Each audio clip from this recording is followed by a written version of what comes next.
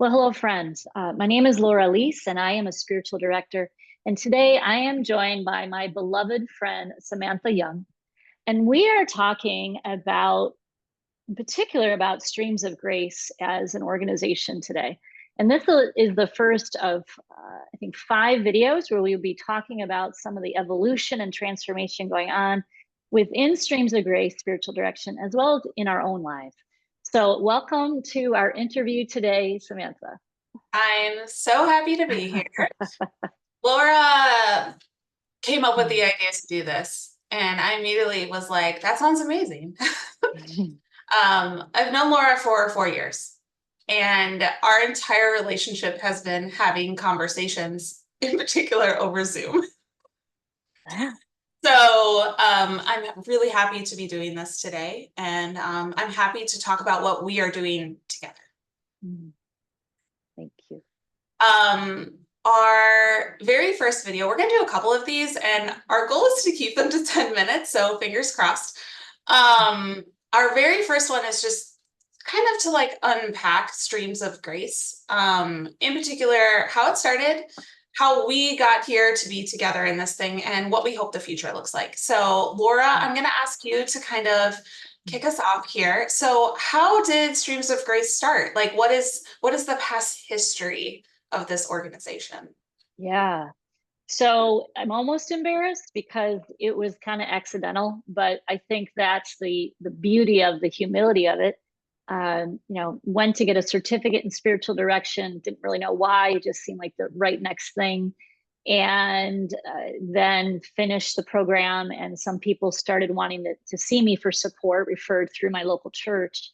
And a couple of people said, well, I have to pay you. And I said, oh, no, you don't pay me. I just do this as a ministry. And one person kind of insisted. And so I met with the pastor and I said, would it be all right if they wrote a check to the church? And she brilliantly said, absolutely not. In fact, you need to start a business. And I thought, oh no, I should have known better, speaking with Pastor Jen, who is herself very entrepreneurial. And so began the process, the soul searching, the discernment. I thought, I've begun organizations before in nonprofit world. It's a lot of work. I wanted nothing to do with that. And so I began discerning, hoping I would hear God say, oh no, you don't need to. And of course, instead I heard, yes, do this. And so I reconnected with a group called SCORE. These are retired executives typically who meet with people who want to start a business, and they help encourage us. And they were so supportive. And I said, well, do I need a website? And they said, absolutely. Really? Facebook's not enough? No. And this is 2017. So even before COVID and the Zoom world really took off.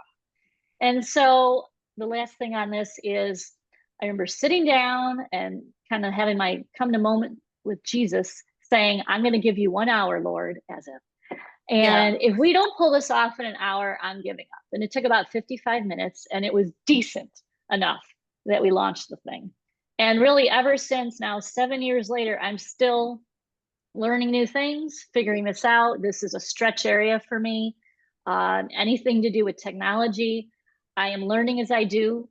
And I think it has stretched me, and it has been, as I often say to folks, it's as much what's going on in me as much as what's going through me, and how I believe God is blessing the world and the people who come to me through this organization that's been called Streams of Grace Spiritual Direction. So to sum up, it was all by accident, and a happy accident at that.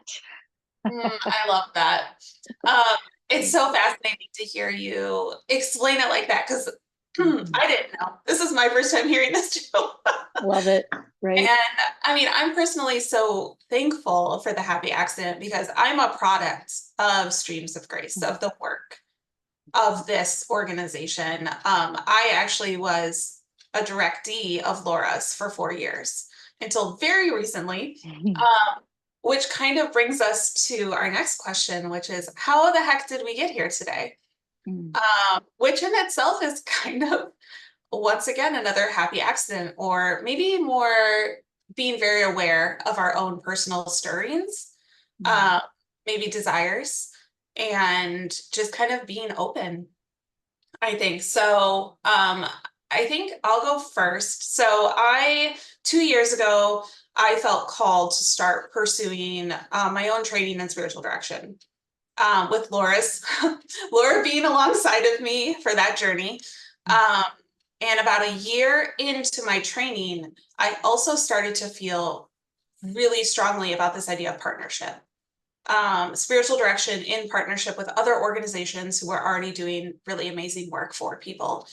And so in the middle of my training, I started to try and seek out some of those organizations because after I was certified, I wanted to join someone or something or a group of people.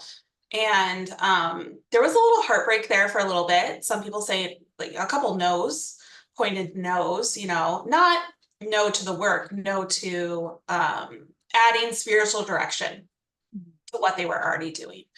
And so I had this deep desire in me to partner. And all of a sudden, in the middle of one of Laura and I's sessions, she just kind of paused us, is how I remember it. And we just kind of like started talking. And maybe you can explain that a little bit now, how that was like for you, and how you kind of got to the point of starting the conversation between the both of us of maybe partnering together.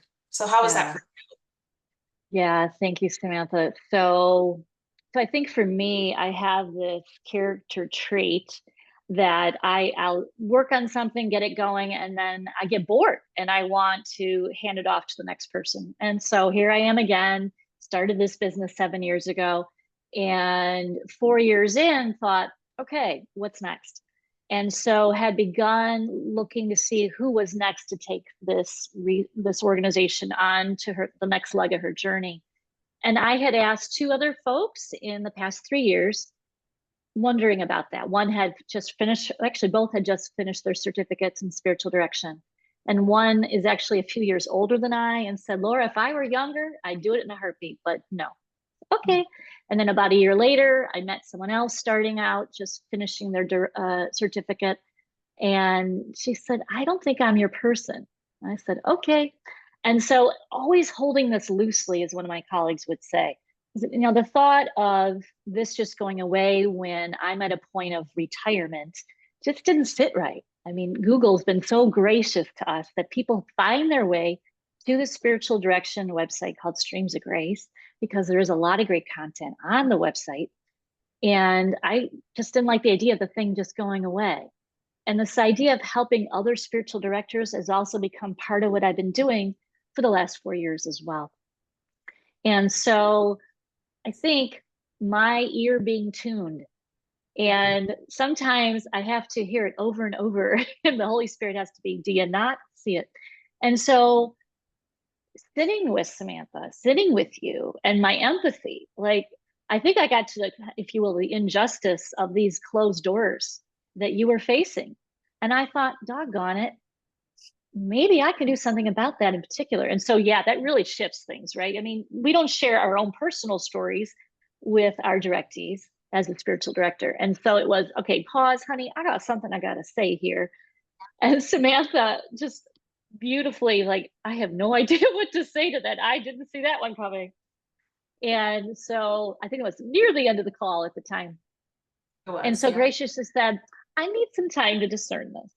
And pretty quickly, the text message came, I think we have something to talk about. And I'm just like, yes, that's amazing. Yeah. This is the first time I've had that response. And I am so grateful. And I genuinely like you. And so that's what makes it just so lovely to see that, right, that helps. Yeah. That this might really have some feet. So I think one of the kind of takeaways, like, how does anyone apply this to their own life who might be listening, is being along for the ride. I think that's the phrase that keeps coming up for me. I am letting the Lord lead, letting the Spirit lead. And it's scary and it's exciting. Yeah. And it's real. I think one of the coolest things that we've done recently too, or like one of the kindest things we've done for each other too, is we've given each other the gift of like saying yes and exploring that without any like, we've done it in a very kind way to ourselves, I think, right? Yeah, let's talk about that. And then giving ourselves space in between those conversations to sit with it and discern and make sure that it was sitting right.